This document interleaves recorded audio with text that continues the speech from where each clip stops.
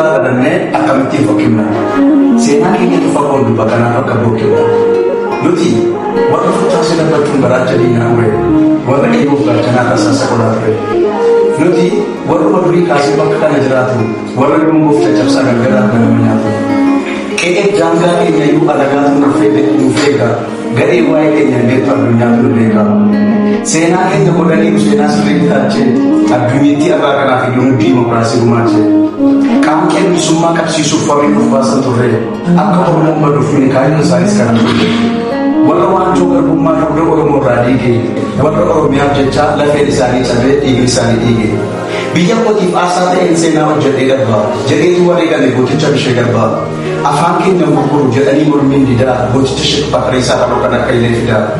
Morma keenya kutaa malee alagaadhaan hin gollu warra jedhan jira kan akka garii tullu.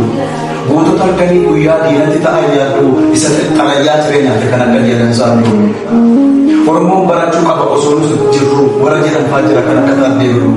Hin dagatamu seenaan keessan akkamitti hin dagatama galmee seenaa irratti barreeffamee bara baraa yaadatama.